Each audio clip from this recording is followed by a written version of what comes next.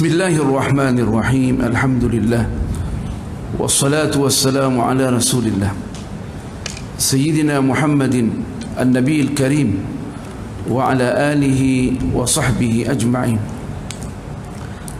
Amma ba'du fa inna asdaqal hadithi kitabullah wa khairal hadi hadi Muhammadin sallallahu alaihi wa alihi wa sallam wa syarrul umuri muhdatsatuha wa kullu muhdatsatin bid'ah wa kullu bid'atin dhalalatin wa kullu dhalalatin fin nar atau kama qala sallallahu alaihi wa alihi wasallam.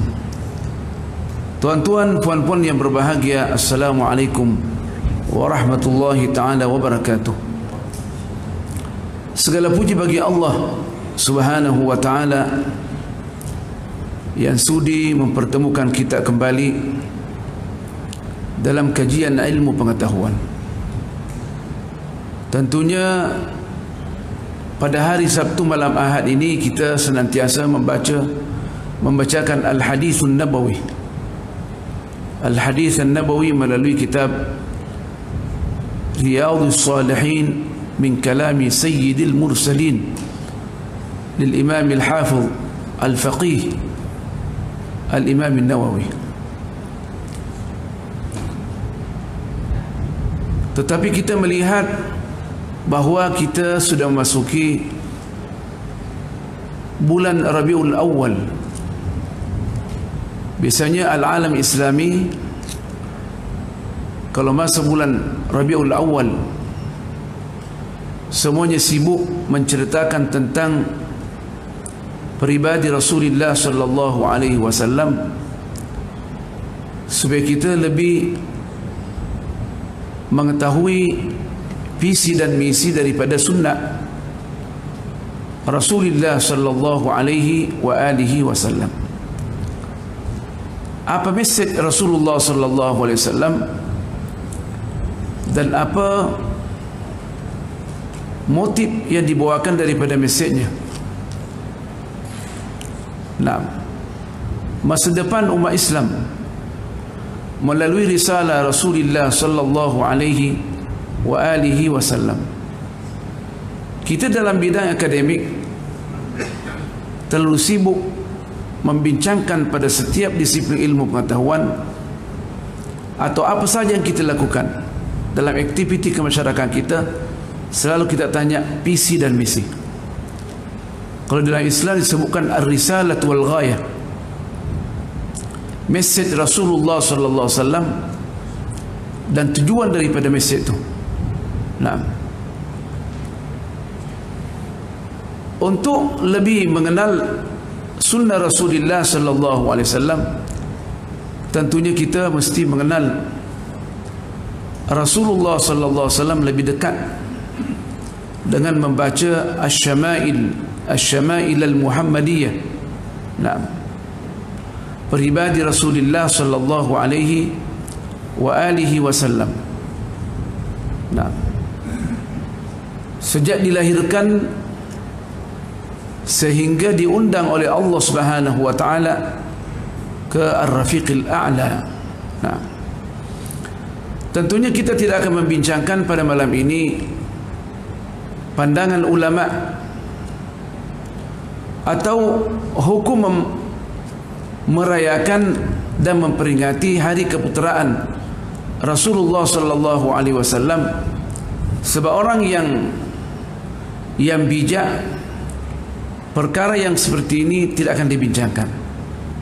Nah, kalaulah kita manusia biasa, dengan adanya kedua orang tua kita, kita terasa orang tua kita berutang budi. Tentu setiap tahun kita akan memperingati hari jadi atau wafatnya kedua orang tua kita. Kita senantiasa mengenang ayah dan ibu kita sehingga ditekankan di dalam sembahyang supaya senantiasa mendoakan keduanya. Rabbighfirli wa liwalidayya, Rabbighfirli warhamni, Rabbighfirli wa liwalidayya, Allahumma ighfir li walidayya warhamhuma kama rabbayani saghira. Rabbi ighfirli wa liwalidayya warhamhuma kama rabbayani saghira. Ya Allah, ampunilah saya dan kedua orang tua saya, dan rahmatilah keduanya. Kenapa? Sebab mereka punya peranan penting dalam mendidik kita dari kecil sampai kita besar. Nah, kedua orang tua kita tidak meminta apa-apa dari kita. Tidak ada manusia yang mau dikalahkan oleh orang lain, takkan rela. Tapi kalau anak-anak dia, cucu dia rela. Nah, bagaimana Rasulullah? Rasulullah lebih hebat dari itu. Nah, ibu atau ayah dan ibu kita pada dasarnya hanya membimbing fizikal kita, tapi Rasulullah sallallahu alaihi wasallam membina akal fikiran kita, membina kerohanian kita. Ulama kita mengatakan kita mempunyai 3 orang tua yang melahirkan kita, kedua orang tua kita yang melahirkan kita, yang mana memperhatikan maslahat fizikal kita. Nah, mana makan minum kita diperhatikan, kalau perlu dia tak makan. Nah, wajib kita berikan penghargaan, sebab konsep Islam, man asda ilaika ma'rufan fakafi'hu. Siapa yang telah berbuat baik kepada kamu, balas dia. Islam mengatakan meskipun kita nak membalas orang tua kita terhadap saham yang telah diberikan kepada kita, kita tak mampu. Itu hanya dari segi fisikal saja. Nah, itu orang tua kita. Katanya yang kedua adalah ayah dan ibu mertua kita. Dia menyerahkan anaknya kepada kita, ataukah sebaliknya, maka wajib kita berikan penghargaan.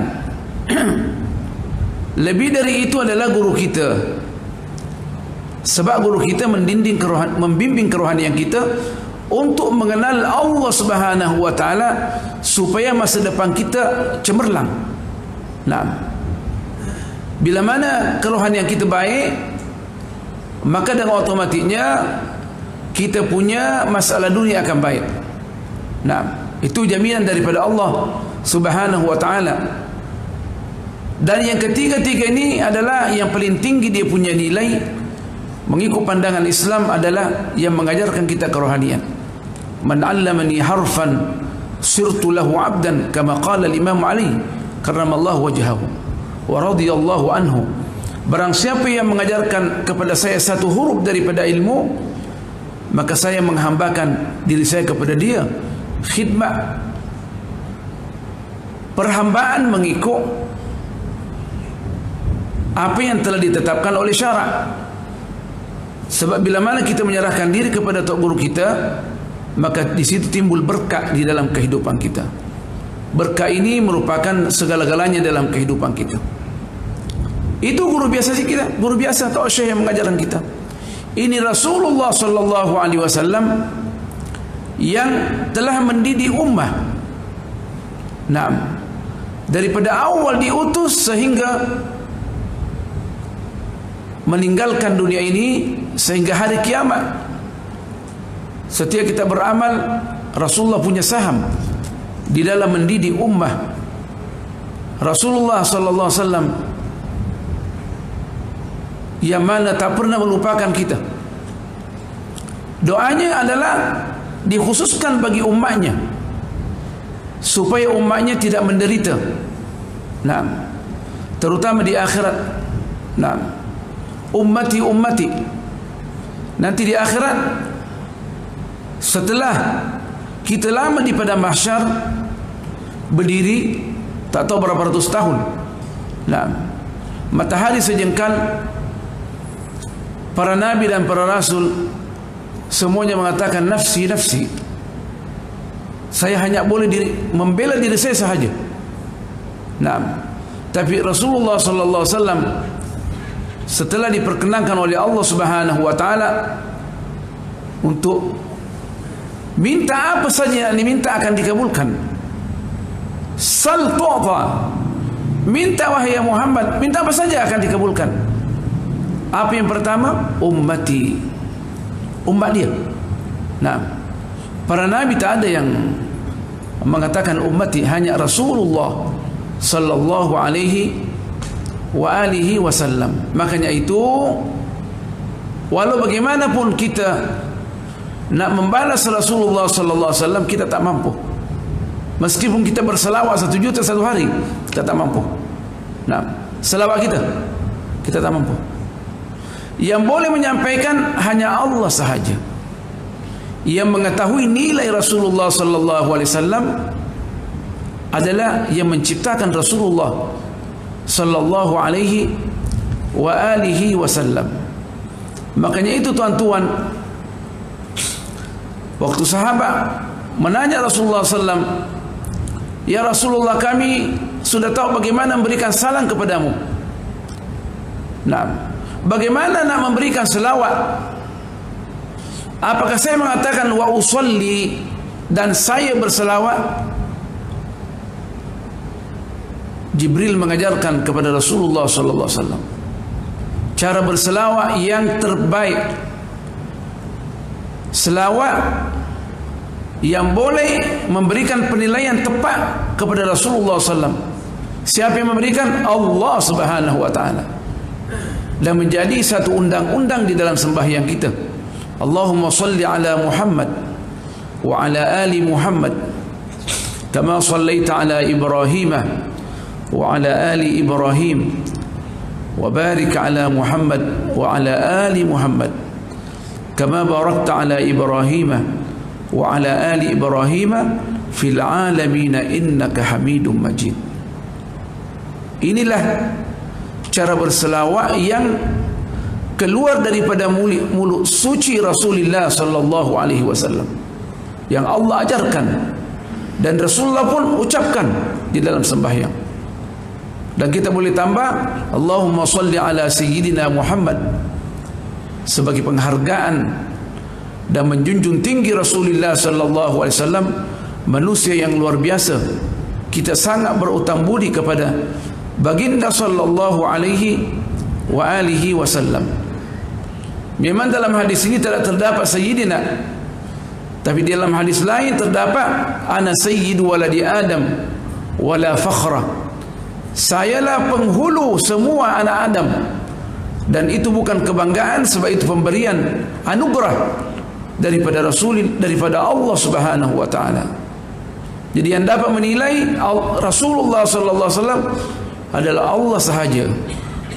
Makanya kita waktu nak berterima kasih kepada Rasulullah sallallahu alaihi wasallam, kita minta kepada Allah supaya Allah berselawat. Nah, Allahumma ya Allah, berselawatlah engkau ya Allah kepada Muhammad, kepada junjungan kita sallallahu alaihi wasallam. Allahumma salli ala sayyidina Muhammad wa ala ali sayyidina Muhammad sampai terakhir. Nah, tetapi Rasulullah sallallahu alaihi wasallam merupakan kekasih Allah Subhanahu wa taala, yang mana Allah sendiri senantiasa berselawat kepadanya. Inna Allaha wa malaikatahu yusalluna 'alan nabi ya ayyuhalladzina amanu sallu 'alaihi wa sallimu taslima. Sesungguhnya Allah Subhanahu wa taala dan para malaikatnya senantiasa berselawat kepada nabi ini. Maka wahai orang-orang yang beriman, kalau kita sungguh beriman kepada Allah, sayang Rasulullah sallallahu alaihi wasallam, maka engkau sekalian berselawatlah kepada dia. Nah, selawat yang kita pohonkan, kita minta daripada Allah supaya Allah senantiasa mengangkat derajat Rasulullah sallallahu alaihi wasallam. Orang kata berapa banyak derajat. Derajat di sisi Allah tidak akan berakhir. Nah, Allah angkat terus. Nah, tetapi indahnya dengan adanya Allah mencintai Rasulullah sallallahu alaihi wasallam sebagai Habibur Rahman, supaya yang dicintai itu tidak berhutang budi, maka orang yang berselawat kepada Rasulullah sallallahu alaihi wasallam sekali, niscaya Allah akan berselawat kepadanya 10 kali. Nah, sekali kita berselawat, Allah langsung gandakan otomatik.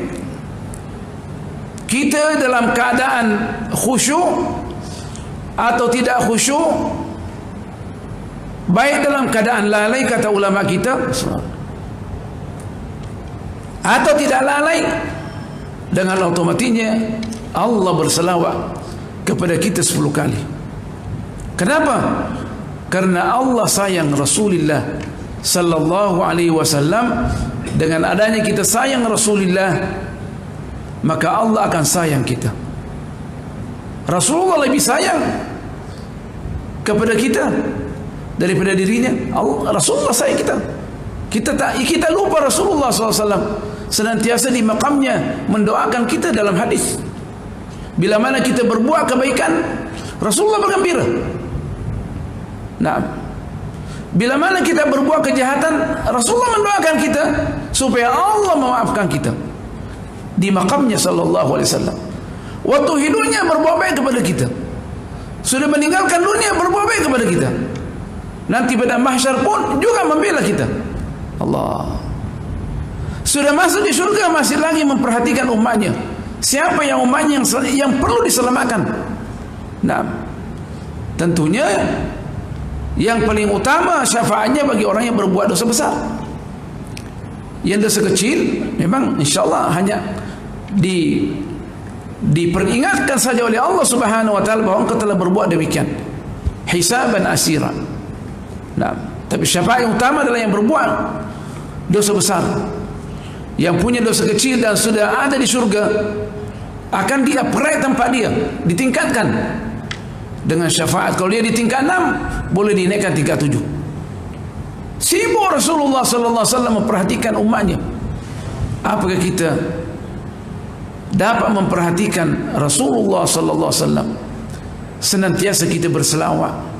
Meskipun selawat itu adalah masalah bagi kita, bukan bagi masalah bagi Rasulullah sallallahu alaihi wasallam. Kita berselawat atau tidak berselawat, Rasulullah tetap mendapat keistimewaan di sisi Allah Subhanahu wa ta'ala dan ditinggikan derajatnya.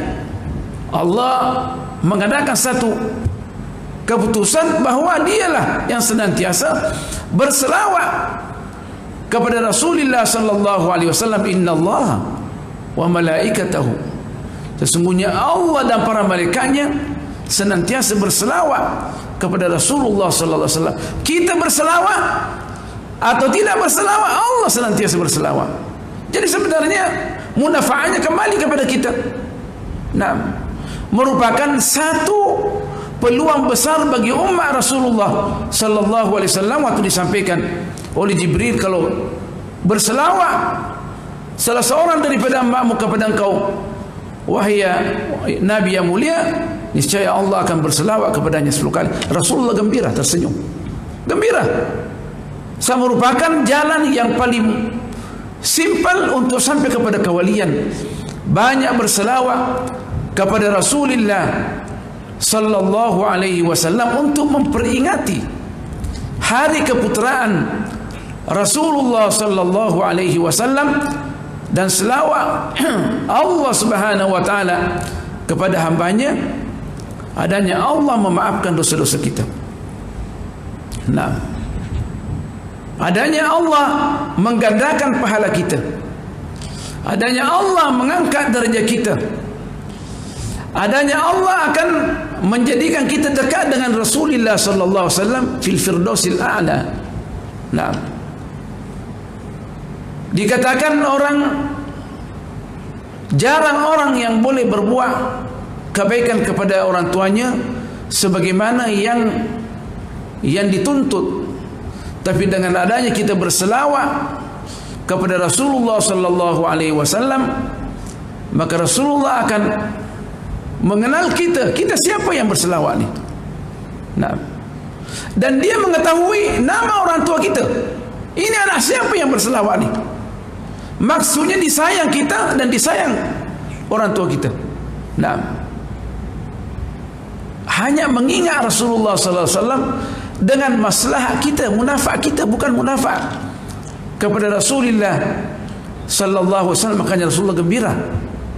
Nah, adanya Allah memberikan satu jalur untuk memperbanyak pahala umatnya.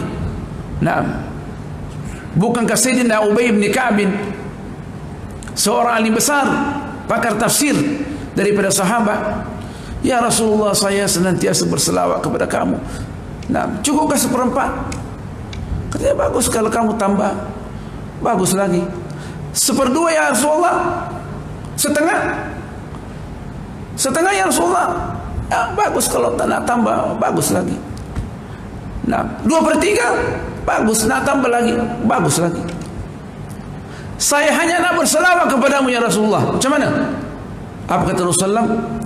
Tukfa hammak, segala kesusahanmu akan diselesaikan. Jadi kita banyak di dalam Islam ini, banyak penyelesaian kita tidak tahu. Dijawab terus, tukfa hammak, segala kesusahan kamu akan diselesaikan. Ini bukan bercakap tentang kesusahan hanya dari segi hati saja, tapi apa saja problema kita, Allah akan tangani dengan berselawat. Ingat Rasulullah sallallahu alaihi wasallam. Kalau kita tidak boleh lenyap daripada mengingat Rasulullah sallallahu alaihi wasallam. Ini jalan yang paling simple untuk sampai kepada Allah Subhanahu wa taala. Ingat dia. Tukfa hammak, segala kesusahan kamu akan diselesaikan. Orang kata saya berselawat dah, tapi tak tengok pun penyelesaian. Ya, ini masalah keimanan pula. Kemungkinan kita tidak percaya dengan selawat yang kita pohonkan kepada Allah Subhanahu wa taala. Kemungkinan kita tidak yakin. Ini memerlukan keyakinan. Tapi kan tadi dikatakan dalam keadaan lalai pun, iya, mulut kita sudah suci dengan adanya berselawat. Kalau senantiasa berselawat, berarti pada akhirnya kita akan terbina dan terdidik untuk sampai kepada peringkat kesucian hati untuk mengenal Allah dan Rasulnya melalui selawat. Kalau dia mengatakan tukfa hammak, segala permasalahan kamu akan diselesaikan. Orang yang nak cari anak muda yang baru kahwin lagi, tak punya rumah, menunggu giliran, banyak berselawat. Saya ingat lagi dulu waktu saya sudah lepas master di Azhar, saya balik Malaysia, jumpa bertua. First time kan saya jumpa bertua. Nah, saya di kapal terbang tengok Terengganu malam, lebah kok nak tengok kedua ibu mertua ni, bapa mertua. Kan sebelah itu first time. Nah, bukan malaikat maut tapi lebah kak. Kata isteri, tak debar ke? Debar kat sini. First time ni, kita masih muda lagi. Sampai di Terengganu, nak balik ke Mesir sambung PhD, beratnya lah. Nak angkut semua anak beranak ni macam mana? Nah, jadi isteri mensyorkan, mudah-mudahan yang membantu saya dengar, kita berselawat. Salat apa? Salat Nariyah. Nah, berapa kali? 4,444. Macam mana pula ni? Sedang kita mengajar di Kuza. Jadi saya punya program, saya bikin satu ulang kaji supaya saya boleh berselawat kepada Rasulullah sallallahu alaihi wasallam. Tak boleh berhenti. Nah, 4,444. Sebenarnya bukan salat sembahyang salat Nariyah saja, selawat apapun. Allahumma salli ala Muhammad wa ala ali Muhammad. Dengan jumlah ini yang terbukti, minta apa saja. Nah, Jadi saya berjumpa dengan nak minta satu pinjaman untuk balik ke Mesir bikin PhD. Wallahi, sebelum sampai 4.000 sudah terbayang siapa orangnya yang akan menolong saya. Allahu Akbar. Nah, saya ziarah dia. Saya belum bercakap, dia sudah sambut saya. Saya minta apa saja aku akan penuhi. Allahu Akbar. Belum cakap lagi. Saya belum cakap lagi. Nah, nak minta pinjaman. Saya kalau tak ada uang, saya akan jual tanah saya. Tanahnya banyak, orang kaya raya. Nah, Allahu Akbar. Sehinggalah saya berangkat ke Mesir dengan anak-anak. Nah, subhanallah, berkat selawat. Saya di Mesir hampir 18 tahun. Ayah saya dan ibu saya tak pernah kirim uang pun 1 sen. Ya, kalau orang Malaysia, kerajaan Malaysia memberikan scholarship kepada orang-orang Malaysia. Kita orang Indonesia siapa nak kasih? Hantu pun tak kasih. Nah, jadi apa kita punya kerja? Bila mana susah kita hanya berselawat saja. Daripada 18 tahun tu, hampir 18 tahun kerja saya hanya selawat saja. Nah, dan saya menemukan penyelesaian yang luar biasa. Nah, daripada awal di Azhar, sebelum lagi masuk fakulti Usuluddin sampai PhD, modal saya hanya selawat saja. Nah, tak tahu siapa yang kena korban tu kalau saya berselawat. Ada saja Allah mengirim hambanya untuk tolong saya. Nah, mudah-mudahan dia punya saham di dalam memberikan dakwah Islamiyah sebab kita untuk khidmat Allah dan Rasulnya. Alhamdulillah. Ini hanya menceritakan betapa hebatnya selawat ini. Sewaktu Rasulullah SAW mengatakan Sayyidina Ubay bin Ka'ab, tukfa hammak, akan diselesaikan semua permasalahan kamu. Nah, kalau orang bilang berapa banyak, lah berselawat saja, apa masalah kita akan terselesaikan. COVID-19 kecil, COVID-19 kita kecil saja. Nah, berselawat, perbanyak selawat. Nah, InsyaAllah COVID-19 akan lari dari Malaysia. Masalahnya kita tidak banyak mendekatkan diri kepada Rasulullah sallallahu alaihi wasallam. Kita tak tahu jalan. Rasulullah yang tak kenal Rasulullah sallallahu alaihi wasallam, tak berselawat waktu memohonkan apa saja kepada Allah, doa ke apa saja adalah salah jalan. Kata Rasulullah, salah jalan. Mesti didahulukan salat, as-salatu ala nabi, dan diakhirkan as-salat, supaya apa yang kita mohonkan dapat dikabulkan. Itu kunci dia oleh Allah Subhanahu wa taala. Tukfa hammak, segala kesusahan kamu akan diselesaikan. Nah, anak saya yang ketiga, yang keempat, dia masih sekolah lagi, umur muda lagi, dia sekolah di Yaman. Nah, setiap sekali minta, sini mau kawin, lah sekolah dulu, las setiap hari baca selawat, dibacakan selawat kepada saya, tiap-tiap hari bacakan selawat. Kalau dia video call daripada Yaman, ibunya yang terima, Umi nak kawin, itu ayah di belakang tu, ini mau kawin, okey, dikabulkan. Saya pun jawab, dikabulkan. Kenapa dia banyak berselawat pada waktu itu? Sekarang ini di Korea tak boleh balik, 2 kali beli tiket dah. Ibunya katanya ingat selawat lah, kan dulu selawat yang menyelamatkan. Jadi kita kadang sudah tahu jalan untuk sampai kepada matlamat kita, kadang kita lupa. Padahal ini selawat satu penyelesaian. Ini hadis sahih, tukfa hammak, akan diselesaikan semua masalah engkau. Nah, apalagi wa yughfaru laka dzambuk, dan pasti niscaya Allah akan memaafkan dosa-dosa kamu. Diselesaikan masalah kita, tukfa hammak, dan dosa-dosa kita dimaafkan. Makanya itu untuk mencapai satu matlamat, ulama-ulama kita dulu jalannya hanya selawat saja. Ulama-ulama dulu kalau lupa apa-apa, dia akan berselawat. Nah, mengingat Rasulullah sallallahu alaihi wasallam. Kata ulama, bila mana Bila mana kita punya kaki tidur, okay? Nah, terus pendak ke apa? Ingatlah orang yang paling kita sayangi. Siapa yang kita paling sayangi? Istri kita? Tak. Yang paling kita sayangi adalah Rasulullah sallallahu alaihi wasallam. Apa saja? Nah, orang yang kanser, yang tak menemukan obat, obatnya adalah selawat kepada Rasulullah sallallahu alaihi wasallam. Banyak berselawat. Niscaya Rasulullah akan menjawab selawat kita. Allah akan mengembalikan roh Rasulullah sallallahu alaihi wasallam di makamnya. Tentunya Rasulullah hidup di makamnya untuk menjawab semua orang yang berselawat. Allah. Nah, dan selawat Rasulullah SAW kepada kita tidak mungkin ditolak. Tak mungkin ditolak. Nah, dan dia mengetahui kita, dan dia gembira kepada kita.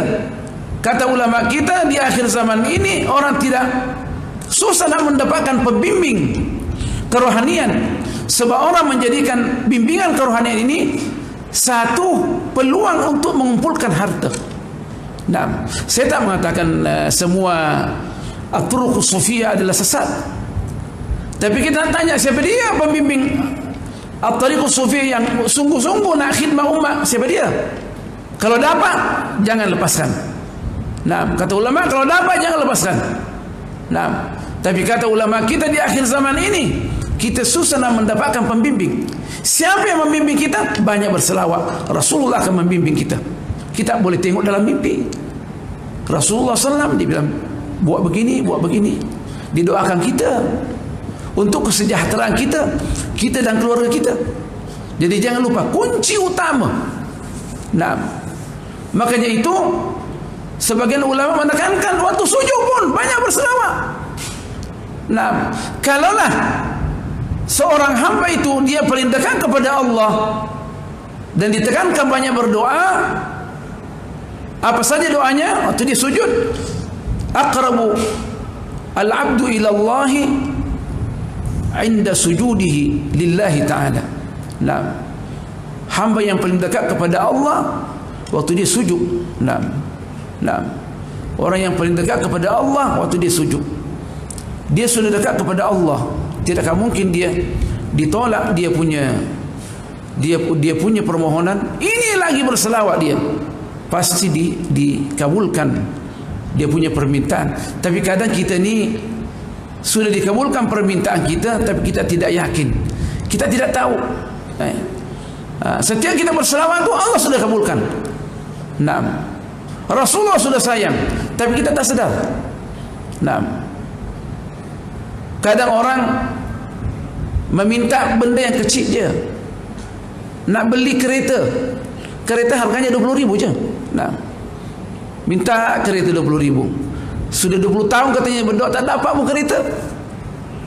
Padahal Allah sudah mengkabulkan doa dia dengan menjadikan anaknya semuanya sukses dalam bidang pendidikan.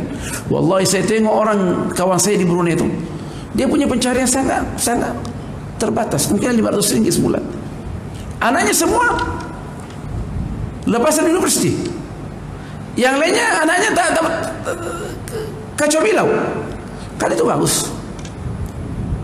Kita, Allah membimbing anak kita, dan pada waktu kita berumur tua, anak kita pula yang membimbing kita. Nah, bukan kita nikmat yang besar? Nikmat yang besar. Kadang kita minta benda yang kecil, Allah sudah balas dengan benda yang besar, kita tak sedar. Kemungkinan Allah sudah mengkabulkan selawat kita dengan adanya menjadikan anak kita semuanya saleh, mendoakan kita, Rabbighfirli wa liwalidayya warhamhuma kama rabbayani shaghira. Bukankah itu keindahan? Nanti kita dikubur senang lenang karena berkat doa anak-anak kita yang kita sempat membimbing dia dengan kerohanian. Banyak berselawat, anak-anak kita akan dibimbing oleh Allah Subhanahu wa taala, dan Rasulullah akan senantiasa mendoakan kita, dan kita dimaafkan dosa-dosa kita. Jadi itu dikatakan orang yang tidak berselawat ini adalah orang salah jalan, perjalanannya tidak betul. Dan kalau kita nak mendapat husnul khatimah, banyak berselawat. Nah, Dikatakan waktu Al-Imam Sya'rawi meninggal dunia, diceritakan oleh anaknya, dia berjumpa dengan Rasulullah sallallahu alaihi wasallam. Sampai dia bersyahadat, asyhadu an la ilaha illallah wa annaka Rasulullah. Itu Rasul. Itu saja. Saya bersaksi tiada Tuhan kecuali Allah dan engkau adalah Rasulullah. Allah, satu keindahan, penghargaan. Waktu nak dicabut nyawa, Rasulullah sallallahu alaihi wasallam boleh memancarkan cahayanya. Ini khilaf di antara ulama. Nah, adanya boleh mencatat, banyak ulama yang ceritakan. Al-Imam Suyuti punya kitab membolehkan orang tu boleh melihat Rasulullah sallallahu alaihi wasallam. Tapi ini bukan semua orang. Nah, bukan semua orang yang boleh tengok. Tentunya saya ungkapkan ini, saya boleh bertanggungjawabkan. Nah, dan saya punya data dalam hal ini. Nah, Al-Imam As-Suyuti menulis satu buku, kitab yang cukup indah. Nah, ia mengatakan kita boleh tengok malaikat. Nah, bila mana hati kita suci, senantiasa berselawat kepada Rasulullah sallallahu alaihi wasallam, tak perlu nak tak perlu mengenai jumpa Rasulullah secelak-celak. Banyak berselawat jumpa Rasulullah sallallahu di waktu mimpi. Barang siapa yang berjumpa Rasulullah di waktu mimpi, pasti dia akan berjumpa dengan Rasulullah di waktu celak. Kata Rasulullah, man ra'ani fil manami fasayarani fil yaqadha. Kalau itu yang itu, tapi tahu saya tu, faqad ra'ani haqqan. Nah, barang siapa yang melihat saya dalam mimpi, maka sungguh dia telah melihat saya yang sebenarnya. Nah, ada pun fasayarani, artinya itu ada khilaf di antara ulama, kemungkinan akan melihat dia di syurga. Tapi kata ulama, untuk apa disebutkan semua orang akan tengok di syurga? Musuhnya pun akan tengok di syurga. Musuh Rasulullah akan tengok Rasulullah dia di neraka, Rasulullah di syurga. Sehingga dia penyesalan bertambah. Allah alam, kabehnya kalau aku tengok, aku ikut Rasulullah sallallahu alaihi wasallam. Semua orang tengok Rasulullah sallallahu alaihi wasallam. Musuh pun akan tengok. Nah, dan penyesalannya akan bertambah. Jadi kita, dengan adanya kita mengadakan Maulid Ar-Rasul sallallahu alaihi wasallam adalah untuk senantiasa kita berselawat kepada Rasulullah sallallahu alaihi wasallam. Dan saya tengok tuan-tuan puan-puan, kitab Maulid yang ditulis oleh ulama kita, tidak ada di sana yang terdapat satu pujian untuk menyembah Rasulullah sallallahu alaihi wasallam. Tak ada. Mana satu? Nah, saya nak tanya yang mengatakan ada satu kata dalam Maulid yang ditulis oleh ulama kita memberikan isyarat menyembah Rasulullah. Tidak ada. Dan yang menulis adalah orang-orang alim. Nah, kalau hantar-hantar di belakang boleh, di depan tak boleh. Nah, boleh berhadapan dengan kita. Tak ada. Semua maulid yang ditulis oleh ulama kita merupakan kesimpulan daripada sejarah perjuangan Rasulullah sallallahu alaihi wasallam. Dan untuk mengetahui sejarah perjuangan Rasulullah sallallahu alaihi wasallam ini akan melahirkan di dalam pribadi kita 3 permasalahan yang penting yang boleh menjamin kehidupan kita di dunia dan di akhirat. Pertama, kita punya keimanan akan tambah kuat terhadap Rasulullah sallallahu alaihi wasallam. Kita tidak ragu apa yang diajarkan oleh Rasulullah sallallahu alaihi wasallam, guru kita, guru agung kita. Kita tidak ragu, kita tambah kuat kepercayaan kita kepada Rasulullah sallallahu alaihi wasallam. Kedua, kata ulama, kita akan tambah cinta Rasulullah sallallahu alaihi wasallam. Dan kita akan mendahulukan Rasulullah sallallahu alaihi wasallam dari semua tingkah laku kita. Nah, kan Rasulullah mengatakan, pernah bersabda, "Naam, la yu'minu ahadukum hatta akuna ahabba ilaihi min walidihi wa waladihi wan nasi ajma'in." Tidak akan beriman salah seorang daripada kamu sehingga aku dijadikan yang lebih dicintai daripada orang tua dia, termasuklah ibunya. Nah, dan anaknya. Tidak ada orang yang tak sayang anak. Semua orang sayang anak. Kita mesti mendahulukan Rasulullah sallallahu alaihi wasallam. Naam. Wan nasi ajma'in, dan semua manusia. Kita mesti mendahulukan Rasulullah sallallahu alaihi wasallam. Berani nak sampai kepada peringkat ni. tetapi banyaklah menyebutkan Rasulullah sallallahu alaihi wasallam, maka Allah Subhanahu wa taala akan menanamkan di dalam hati kita rasa sayang kepada Rasulullah sallallahu alaihi wasallam. Banyak ingat Rasulullah sallallahu alaihi wasallam, banyak berselawat. Rasulullah sallallahu alaihi wasallam akan sayang kita, dan kita pun akan sayang Rasulullah SAW. Ketika kata ulama, dia akan mampu membela Rasulullah sallallahu alaihi wasallam daripada sebarang syubhat yang dilontarkan oleh musuh-musuh Islam, terutama di masa ini. Orang menjelek-jelekkan Rasulullah sallallahu alaihi wasallam. Kalau kita tak punya rasa cinta, usaha untuk membela Rasulullah sallallahu alaihi wasallam, maka keimanan kita akan rosak. Keimanan kita akan rosak. Nah, kita mesti membela Rasulullah sallallahu alaihi wasallam. Sekurang-kurangnya kita tahu negara yang mencaci maki Rasulullah sallallahu alaihi wasallam, supaya kita boikot dia punya barang. Baru kita namanya cinta Rasulullah sallallahu alaihi wasallam. Yang mencaci maki Rasulullah sallallahu alaihi wasallam wajib diboikot dia punya produksi, dia wajib diboikot. Kalau tak, berarti sama aja.